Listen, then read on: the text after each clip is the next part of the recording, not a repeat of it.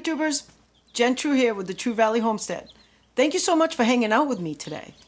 Today's video is about baby chickens. How do you care for your baby chickens when you take them home? And what do you do? What do you need? So here's a few tips on how to care for your baby chickens when you're just introducing them to your home. Here you go. So our chickens right now are about 6 to 7 days old. We just got them on Friday, and today is Monday. So when you bring your chickens home, you want to make sure that you have a nice environment for them.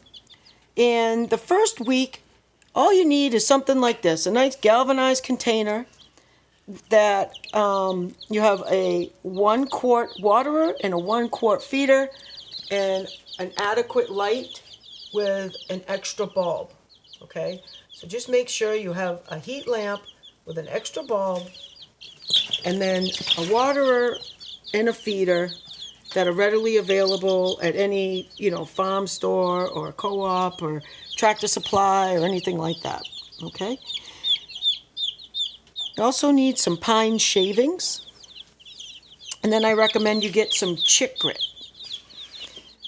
Now, for feed, we use what the co-op recommended. So these girls were on a medicated crumble, and we just bought what the co-op recommended and what they had been eating already.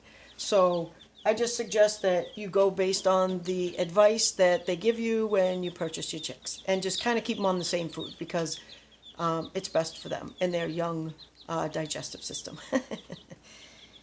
At this age, they don't need chick grit, but it's not a bad idea to incorporate it in the crumble and just start to give it to them so that they become familiar with it.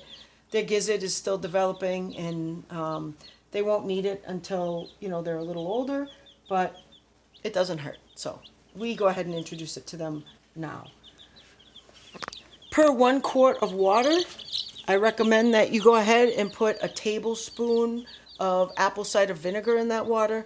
And what that's going to do is it's a healthy thing to add to the water. Everybody here on the homestead gets apple cider vinegar in their water, including the humans.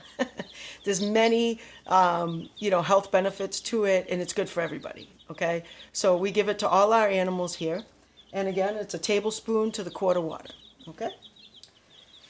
What that does for these guys is it also helps to prevent pasty butt. Pasty butt? What is pasty butt? Pasty butt is when poop becomes stuck on the outer back, like on the backside of the chick, on their vent, okay? And how you check for that is you just go in and you lift them up and you make sure. Now see, this girl has a little bit of poop on her vent, and what we'll do is every day we check their backsides for pasty butt.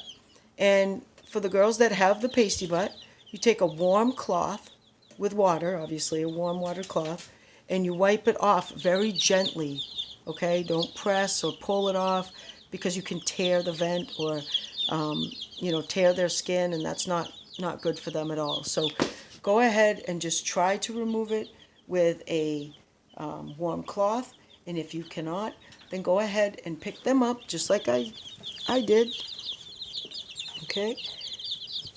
Just go like this, okay? That's the best way to pick them up, is to just get their head and their body like this, because that way you have a good firm grip. You won't drop them because that could hurt them, but then also you're not squeezing them. They're very comfortable, okay?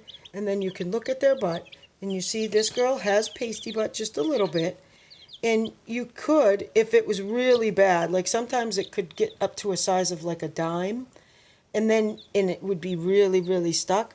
So what you can do, that would come off very easily with a wet cloth, okay, when we go to wipe it off. But let's say it didn't. What you can do is get warm water and run their bottom underneath the warm water, and it will loosen. Not obviously it running at full blast, but at a very gentle stream, it'll come off very easily, okay? The other thing I recommend when you fill their water every morning and evening, make sure you use room temperature water. Don't use cold water. These girls are still young and they cannot regulate their body temperature yet. So these little things all help, okay? You also want to make sure you don't have them in an area that is breezy or right next to a heater or anything like that. So yeah.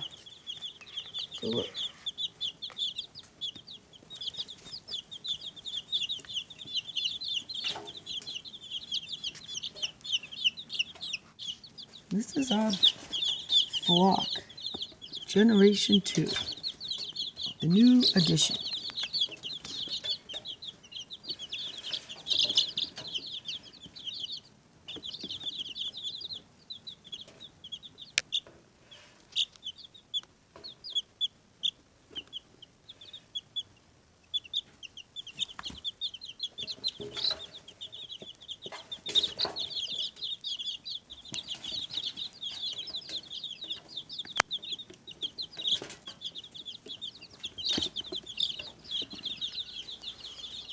They're so cute. So when they're about 8 weeks old, that's when they'll have their feathers grown in completely, because as you can see right now, they just have the fuzz, okay, the little chick fuzz there. And their feathers are starting to grow in on their wings. And then they'll start to get little tail feathers, and their feathers will start to grow in. It's so cute. And when their feathers are grown in, that's when they can, go outside, basically. 8 to 10 weeks is when we can move them outside. So I hope you enjoyed my video. If you did, please give it a thumbs up. And if you haven't yet, please subscribe to my channel and hit that notification bell up the top so you get all my new stuff. Well, thanks again for hanging out with me today. And I hope you have a great day and get outside. I know this one was inside, but soon enough, we will be bringing these girls outside. Thanks again. Take care. Bye now.